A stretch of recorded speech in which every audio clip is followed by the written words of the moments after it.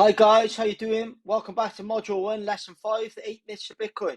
Before we get into it, I just want to say thank you. We're now up to 35 subscribers. I really appreciate it. Hopefully you can smash it and get to 200 over the next week. Like I said, everything I'm doing in this course is totally free. I hope it helps. I've tried different styles of videos just to see what you like. Ignore some of my drawing ones from the drawing point. This isn't an art YouTube channel, but I hope you've enjoyed the knowledge. If you can, like and subscribe. Smash the bell button so you get notified when I'm releasing new videos every day as well. And comment below as well on the style of video you prefer to help me to make better videos for you guys. Right, so let's get right into it. Module 1, Lesson 5, the 8 Myths of Bitcoin. Myth number 1. I'm too late and I need to find the next Bitcoin to become rich in crypto. This is nonsense. This is the truth. Truth 1. Finding the next Bitcoin could cost you all of your Bitcoin. What people do, they buy Bitcoin, they make a bit, they trade it out for an altcoin. The altcoin goes down, they can't buy the amount of Bitcoin they had. And not only that, because they've traded out that Bitcoin, they've created a taxable event. So that's nonsense. There's always time. Myth number 2. I wasn't early enough to make money from Bitcoin and I've missed the boat. What's the truth? Truth 2. If you apply the sound investing principles to Bitcoin and start dollar cost averaging today, you may climb the financial ladder higher than many that were in Bitcoin early. This is true because many in Bitcoin that were in there early, I didn't get until 2017 myself, right at the end of the cycle. I bought my first Bitcoin around 19,000. I saw it crash under 5,000. But I just kept dollar cost averaging. But many of the people that got in early, they ended up with thousands of Bitcoins, but they didn't know what they were. The environment wasn't what it is now. So, it just because people got in early, it doesn't mean that they actually kept all those Bitcoins. They traded it out for altcoins, like we said in myth number 1. Lots of people lost Bitcoins. Like I said, there's a guy in Wales, lost 7,500 Bitcoins in Newport Skip. So, there's always time. Myth number 3. Crypto investing principles are different to traditional investing principles. No, they're not. Truth 3. Applying sound investment principles to crypto is the difference between financial ruin and being financially free. Just like I said, you dollar cost average every month, you stack your Bitcoin, you lock it away in cold storage, and you be patient. It's no different. If you start messing around, trading it out, trying to make a buck here, a buck there, that's where you create taxable events and you end up with less Bitcoin. 99.9% of the time, unless you're a pro trader, which is, what was it, like 4% of traders make it. So, yeah. Myth number 4. I need to learn how to be a crypto trader, to achieve financial freedom in crypto. Truth 4. Like I said, 96% of mutual funds fail, and these are pros. To beat the traditional market over a 15-year period. Nobody consistently calls the tops and bottoms in any market. You don't have to do either. So like I said, don't listen to all the gurus. If you look back, all the gurus are trying to tell us Bitcoin's going to 200k or 100k. It's doing. Nobody knows. Nobody knows. Like, obviously, we can look at the history and we can guess, and okay.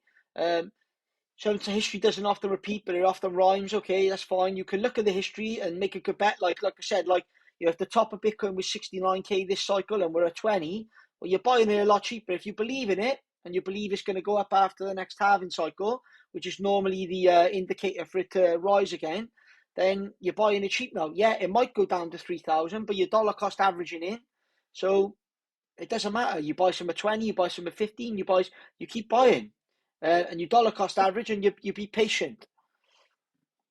Myth number 4. Still on myth number 4. If done correctly, trading creates lots of taxable events and makes exchanges rich. That's right. So if you're trading all the time, the only one that's really getting rich is the exchange for most of us. Like, exchanges are making fees all the time. They're the ones that are making the money. And the average retail person is just creating taxable events. Normally ended up with less Bitcoin than they had in the first place.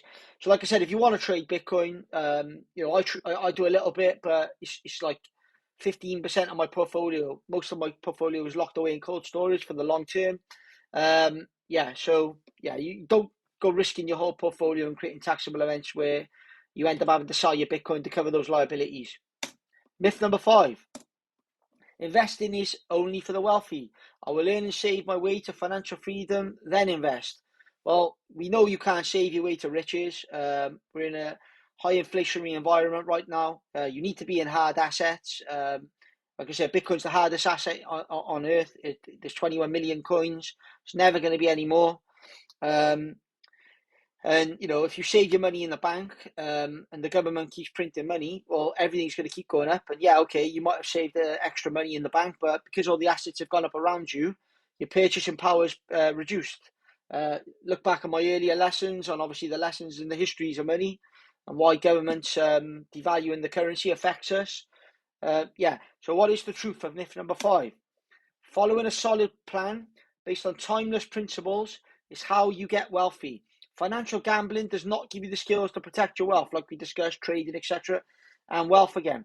You have to spend less than you earn and invest the difference. No matter how much you earn, pay yourself first and compound your growth and income. So pay yourself first. Allocate a certain amount each month to your investments before you pay any of your bills. It's in the book Rich Dad Poor Dad. It's a timeless principle of the wealthy. Pay yourself first, make your investments, and it'll force you to grow as well. It'll force you to grow your income. Myth number 6. I need to invest in a fund that can make money by beating the market. Well, let's have a look what the truth is.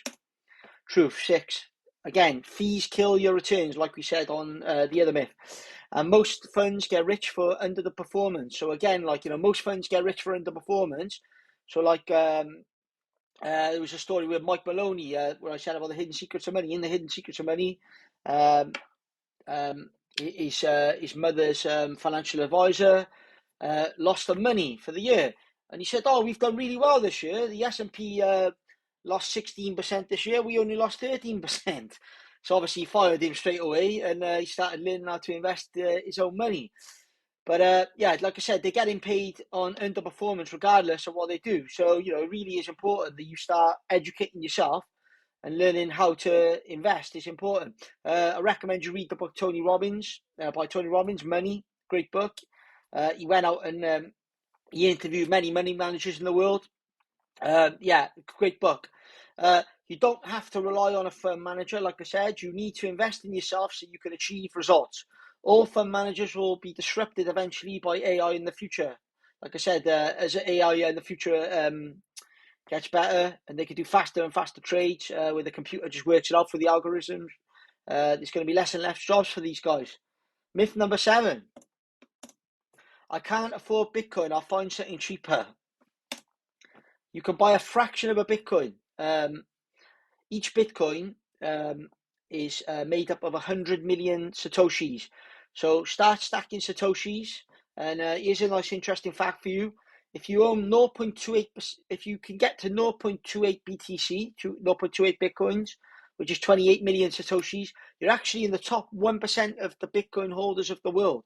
Now, if Bitcoin becomes more valuable, like I said, if it rivals the value, the market cap of gold over this decade, just half a trillion.